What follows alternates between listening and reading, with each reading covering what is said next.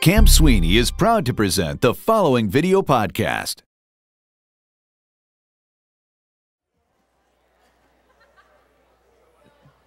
Check. I want to introduce our last speaker of the weekend to lead you in our closing session. That would be me.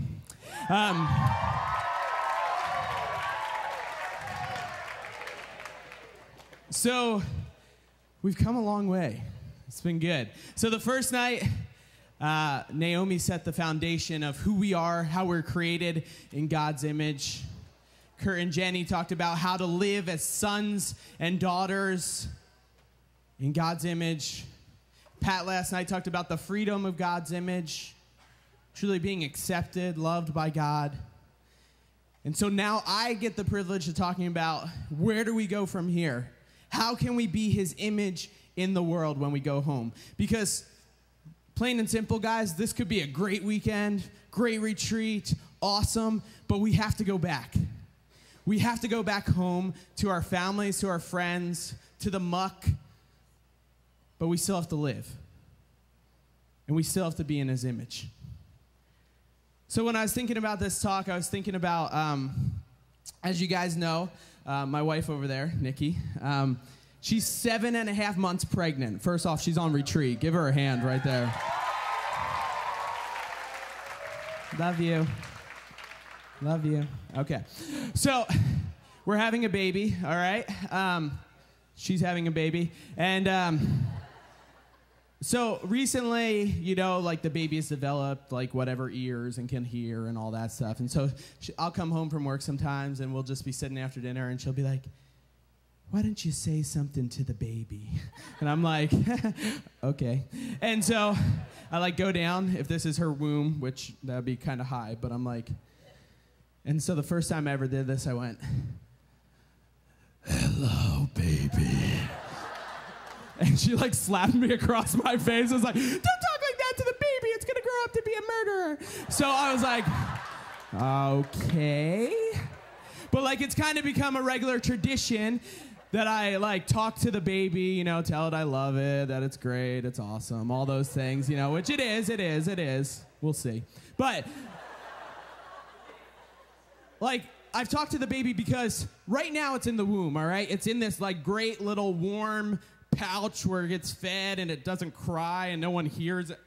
Well, okay, yeah, anyway, it's in this womb that's protected and okay. And in a way, I think it's like what we've been in on retreat this weekend. We've been in this safe place, this place we could share, we could go into our small groups, but we have to go out. Now, I'm not saying you have to be spiritually birthed out or something on the end of retreat. That would be weird and messy, and then anyway, so, but we have to go out into the world. We can't stay in this protected place. We have to be his image. We have to be in high same age.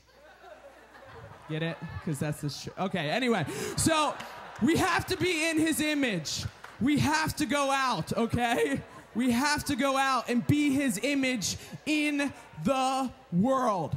Now, me and my wife, we got married last July 16th. What's up? And then we went on our honeymoon. We went to Hawaii, okay? It was awesome. Highly recommend going to Hawaii in your life. You don't really control that, but whatever. So, we go and we did what any, you know, great honeymoon couple, we like sightseeing. It's like volcano, scuba, awesome, dolphin, you know, like all these weird things. And then I get this idea. I was like, Nikki, guess what? I booked two tickets in Hawaii to go swimming with the sharks. And she's like, you're so romantic. I love you. But we really did this. So like on the second day, you know, like 3 days after we're married, we're in this boat, okay, and we're driving out with 20 other people, okay? And they take you out into the water, and let's get the first image up there. They take you out into the water, and they put you in this cage.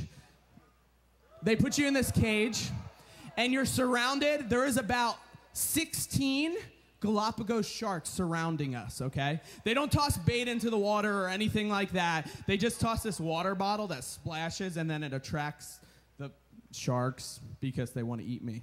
So we're in this boat. I'm talking to people from all over the world, literally, because everybody comes to visit Hawaii, okay? I'm talking from people all over, and, like, we're just chatting, and the guy comes up, and he's, like, a surf dude. He's like, welcome to Hawaii, guys. This is going to be awesome. We're going to swim with sharks today. I'm only missing my thumb. Yeah. I'm like, oh, my goodness. I paid money for this. So he's like, okay, I'm just going to need some volunteers to go jump into the water with the sharks. It's going to be awesome. 4 volunteers? Anyone? Anyone? And all of a sudden I went, oh, we'll do it. And I said, oh, crap, what did I just do? I'm an idiot. He's like, yeah, what's your guys' story? We're like, we're married.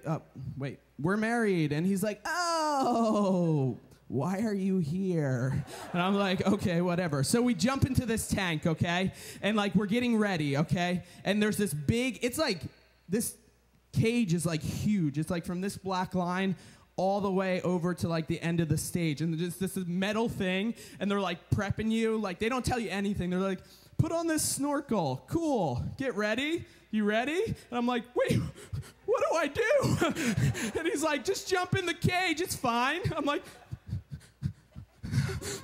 and so I, like, put on the snorkel. I'm, like, hyperventilating in the snorkel.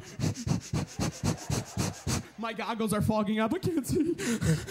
And, like, I'm the first person off the boat. And I get there, and I had 2 choices, all right? I could jump in, and I could see the sharks. I could be awesome. Or I could jump back into the boat, which is what I wanted to do most of the time. But I decided, no, I have to go. I have to jump in. I was like, because if I don't, my wife will make fun of me for the rest of my life. So I jumped in, splash, boom, and then I'm in the tank. I'm like, this is crazy. And I'm, like, trying to point, but I'm, like, underwater. I'm like, blah, blah, blah, blah, blah, blah, blah. So, like, I'm, like, pointing, but the bad thing is in the cage, like, there's no foot bar. So your feet just, like, dangle in and out of the cage. I'm like, this is safe. That shark looks hungry. So, like, I'm in and out of the cage. But it was awesome, and I wouldn't have gotten that experience to see these sharks, like, literally up close. If I reached out my arm, I wouldn't have one. But if I did, I could have touched them. Like, they were that close to me. But to get there, I had to jump. I had to do something. And all weekend, we've been encouraging you guys to live in his image. But now to go back, to go out, to go home, you have to choose it. You have to do something. You have to get on the edge of that boat, and you have to jump in. You have to make that choice. And it's tough, and it's not easy. But Jesus told us that it wasn't going to be easy. In the book of John, if you have your scripture, you can open it up with me. John chapter 18. John chapter 15. Verse 18 and 19. All right, John chapter 15, 18 through 19. In a nice little way, Jesus reassures us that it's not going to be easy. Because he tells us, if the world hates you, remember that it hated me before it hated you. If you were of the world would love its own. But because you are not of the world, but I chose you out of the world, therefore the world hates you. That's a powerful scripture. I'm going to read it one more time. If the world hates you, know that it has hated me before it hated you. If you were of the world would love its own. But because you are not of the world, but I chose you to go out into the world, therefore the world hates you. Isn't that nice of Jesus to reassure us? It's not easy. Because now you have an identity in the cross, in Christ, in as a son, a daughter, throughout this whole weekend, it's not easy to go out into the world. You're going to be bombarded with hatred. You're going to be bombarded with people making fun of you. Things are not going to be easy. I remember that first reality. I went home from a retreat in high school, and it was a great experience, my first retreat. I'm like, this is going to be awesome. I love Jesus now. And, like, I get home, and, like, I drop my bags, and my parents didn't understand I was on retreat, and they're like, do the laundry and make your bed. You've been gone. You've been on vacation all weekend. I'm like, I barely slept. And, like, it was tough to go back, and I had great parents. And it was tough.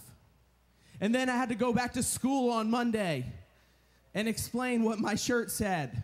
And then I had to tell people that... Anyway, I had to tell people, that, I was on retreat and I got closer to God, and they were like, whatever. I don't really care, what you did this weekend, it's tough. And the world is going to come at you. But that's where we have our response, to live in his image. To live in his image. And I could tell you guys, I thought a lot about, should I talk about prayer? Should I talk about going to the sacraments? Surrounding yourself with people, Christian, like-minded people. All these things are great. Going to 242 nights, Bible study, stay in communion with these people, get to know them, live out your faith. These are all great. But I realize at the end of it, you guys know that. You're told that every retreat. But what you're not told is when you go back, when someone sees you in that hall on Monday, or your family, or you go back into your house, you are going to be the image of Christ for them. And we are called to see the image of Christ in them. They're going to look at you and hopefully see the image of Christ, but we're going to look at them and see the image of Christ, so that we know when they're upset and angry, maybe they're having a bad day. Maybe I need to comfort them. Maybe I need to listen to them. Be more humble. Be a servant. Be his image. Live in his image. There's two people that I think did this so amazing, who I love, who are awesome, who are saints and blesseds, who have lived out their life. The first is Blessed John Paul II. Give it up for Blessed John Paul II. This is my favorite picture of him. We're going to put up an image of John Paul II in a second.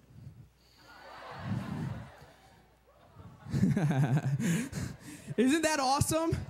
There's this story that someone told me about, and you can leave that image up for a sec, but there's this story that someone told me about Blessed John Paul II, one of my family members. They went to Giant Stadium, all right? 70,000 people. Upper deck, people look like ants from up there. You guys know what I'm talking about. And John Paul II was down there saying Mass, Pope at the time. He was saying Mass. And the people, they said, when they were surrounded by these people, all of them felt like they knew him just like their brother and sister. Because he had a way about him. He had a smile about him that showed Christ. He met a girl one time in Rome who had broken her leg and come up to meet him and get a blessing. And he stopped her and said, "Do I know you?" She said, "No." And he was like, "No, I definitely know you." And she thought back and she's like, "I've only seen the Pope once in my entire life besides this. And I just passed him in a crowd and he shook my hand." That's what type of man he was. He remembered this person from all the way back upon the millions of people he's met. He remembered this person. He remembered her face because he saw the image of Christ in her. And people saw it in him. Are you that person? Are you living that life? No matter what the troubles are, no matter what the heartaches are at home, the struggles, maybe even within, our own youth group, you're like, oh, it's a clique, or it's this, or it's that. Are you seeing the image of Christ in others and being the image of Christ to those people?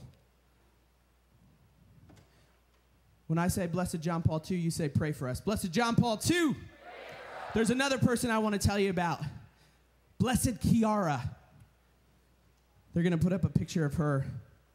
This is a picture of her the day before she died. Look at that smile. Blessed Chiara was pretty young when she was diagnosed with osteogenic seronoma, which is a very, very severe cancer, one of the most painful cancers you can ever have. She was athletic. She discovered it one day. She was playing tennis with some friends and her elbow hurt, and she went to the doctor and was diagnosed. She had everything. She was popular. She had friends, athletic. She had this image built up. But the bigger thing she had built up was the image of Christ in her. Eventually, the cancer became so bad that she lost the use of her legs. She could no longer walk. And when that happened on the day, her parents thought she would be crying. She could no longer walk. She would have to be pushed around in a wheelchair, subject to her hospital bed. But she said this. She said, no. If I could choose between two things, walking again or meeting Jesus in heaven, I would choose heaven. She was smiling and comforting her parents the day before she died, calling her friends, say, how are you? What's going on in your life? How are you doing? She was the image of Christ. She lived in his image and saw Christ in everyone she met. Blessed Kiara. That was weak. Blessed Kiara. Thank you. It's tough, guys. We have this mountaintop attitude. There's this picture of me that I want to show you. When I got to climb Mount Everest. That's not me. Anyway, so, but this is a picture of a random guy I found online. Who's climbed, he's at the top of Mount Everest. He just got to the top. Mount Everest is crazy. So many people die climbing it a year. I love everything about Mount Everest. I have like Climbing Mount Everest, season 1 and 2 from Discovery Channel, all those things. Like I want to do it someday, but then it's like $80,000. So I'm like, probably not. So I have to live vicariously through these people, but like I see them, they go through so many things. They risk limb, leg, all these things to get up to the mountaintop. But they say because the sun is so intense, catch that word, the sun is so intense that they can only withstand it for a few minutes, then they must go back down. You've climbed, you've prepared your whole life to get up to this mountaintop, but then once you do, you have a few minutes and you have to go back down. And it reminded me of a story in the Gospel of Luke. Luke chapter 9, and it's a story of the Transfiguration. And it said, now about 8 days, this is Luke 9:28. Now about 8 days after these signs, he took with him Peter and John and James, and he went up on the mountains to pray. And he was praying, and the appearance of his countenance was altered, and his clothing became dazzling white. And behold, 2 men talked with him, Moses and Elijah, who appeared in glory and spoke of his exodus, which was accomplished in Jerusalem. Now Peter and those who were with him were heavy with sleep, but kept awake. And they saw his glory and the 2 men who stood with him. And as the men were parting from him, Peter said to Jesus, Master, it is well that we are here. Let us make 3 booths, one for you and one for Moses and one for Elijah, so that we can stay. And then a cloud came and overshadowed them, and they were afraid. But then a voice came out saying, this is my son, my chosen son. Listen to him. I love that story for multiple reasons. But one reason I love, because Peter, once again, says something stupid, okay? He says, Master, why can't we just stay? He's on this mountaintop. He's with Jesus, this experience. And he says, why can't we just stay here? We'll build booths. We'll live up here. And Jesus said, no, we must go down. And the voice comes over and says, this is my chosen son. This is my beloved son. We get to the mountaintop with the sun, but we must go back down into the valley. We must go. And that is the choice that you guys have today, to go back into the valley, to be his image, to live in his image throughout the rest of your life. It's not going to be easy, but is it worth it? Yes. When I decided to do that, my life radically changed for the better. My life changed when I chose to be his image and see Christ in others. To be his image in the world. I'm going to talk really loud in a second because I have an example right here, okay? So hold on. My wife's going to bring me something. Go ahead and clap for my wife.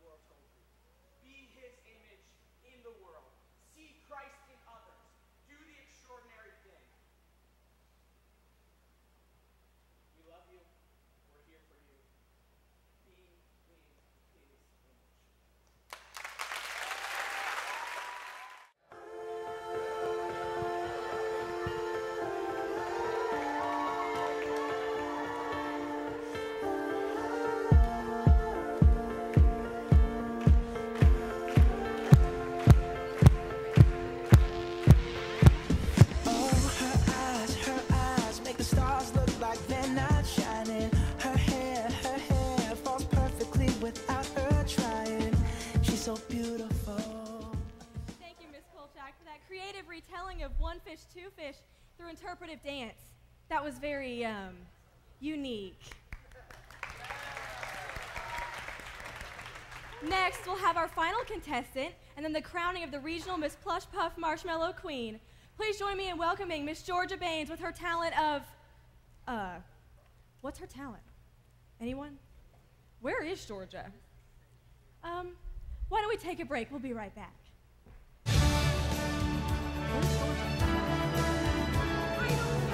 What do you mean you don't know? She gave such a stupid answer, and so I called her stupid, and she got all huffy about it, and then she just ran off, but she called me a heartless Barbie doll. Who says that? But Brylan, Georgia spoke from her heart. There's nothing wrong with that. She's actually been kind of refreshing to have at this pageant. You can see her joy and her compassion, and sometimes that's more important than appearances. There's something more important than appearances? I spend so much time and energy and money on my appearance that I don't believe that. Maybe that's part of the problem. You spend so much time on your exterior, but what does your heart look like? Is winning this title really more important to you than the feelings of another human being? I guess I didn't think about it like that. Well, what's done is done. I guess I'll just have to disqualify her. But you know, if she's disqualified, you're disqualified too.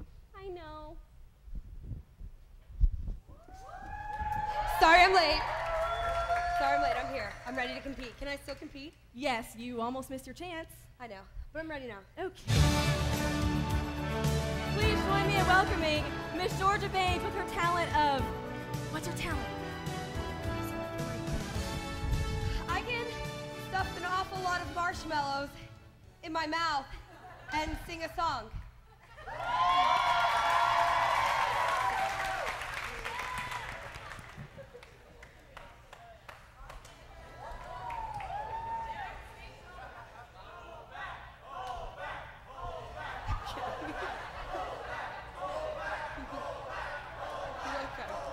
I'm gonna die.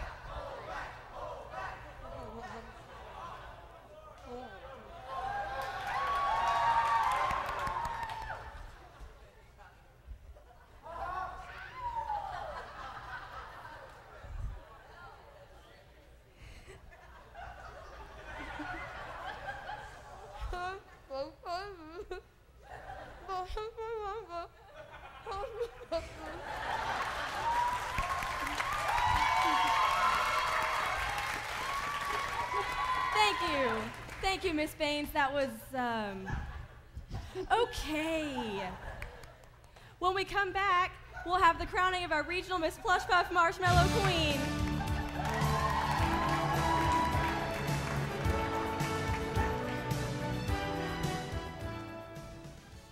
Hi.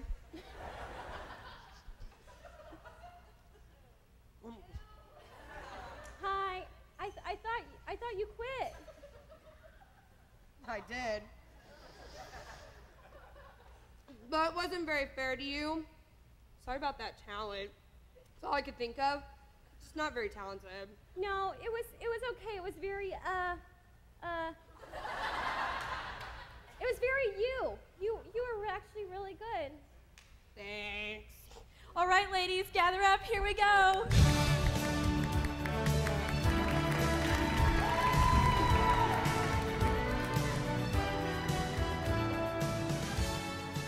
Please join me in welcoming our Regional Vice President, Mr. Arvel Johansson, as he crowns our Regional Miss Plush Puff Marshmallow Queen. Why, thank you, ladies. What an honor and a privilege that I have here today. And while only one of you will be advancing to the national pageant, please understand how much all of us at the pageant appreciate not only your participation, but your numerous and invaluable contributions to societies in such areas as world peace and... well, it's the moment we've all been waiting for, the crowning of our Marshmallow Queen! My beloved audience, a drum roll, if you will. And the winner of the 2012 Plush Puff Marshmallow Regional Queen is Miss Tesla Hanna!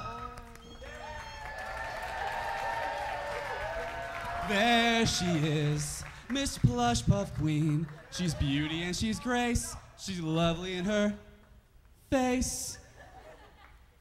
Thank you all for your participation in this pageant.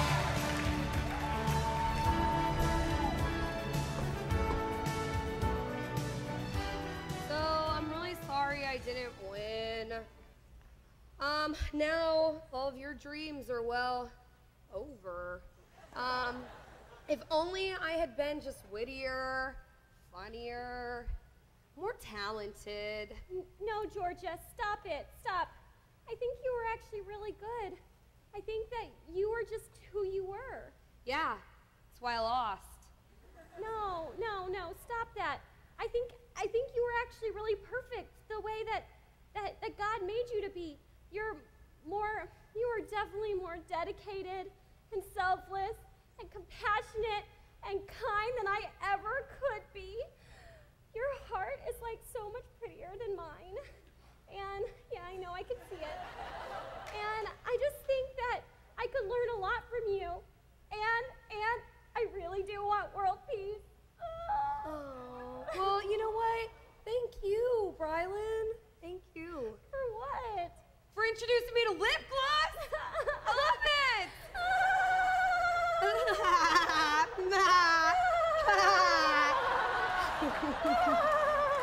Okay, well, I guess I can go get our stuff if I'm still on the payroll.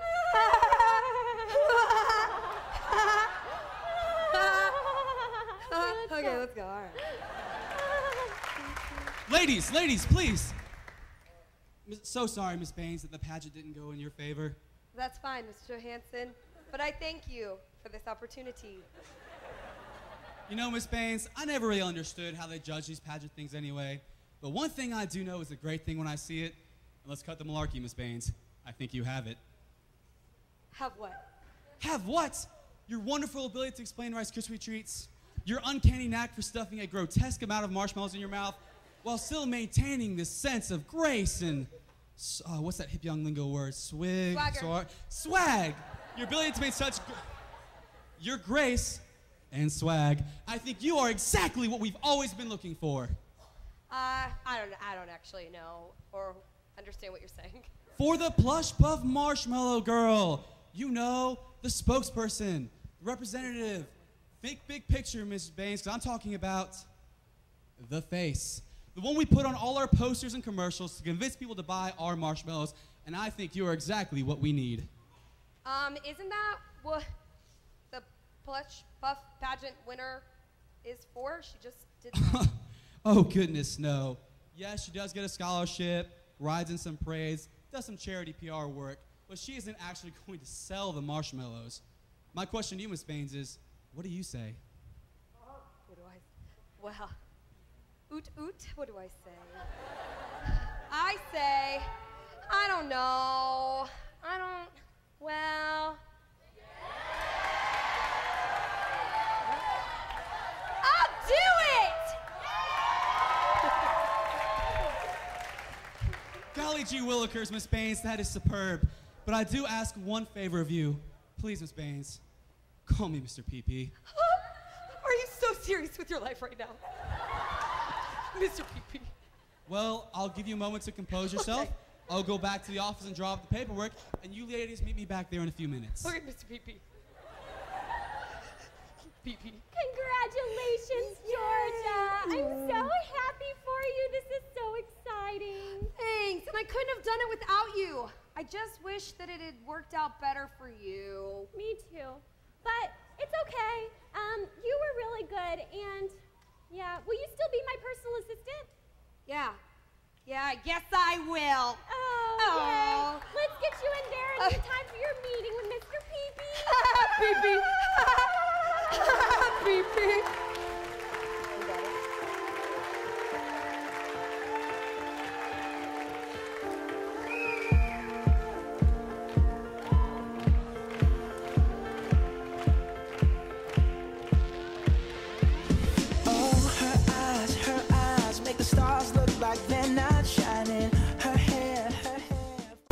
Thank you for viewing this podcast. Be sure to visit Camp Sweeney on the web at www.campsweeney.org.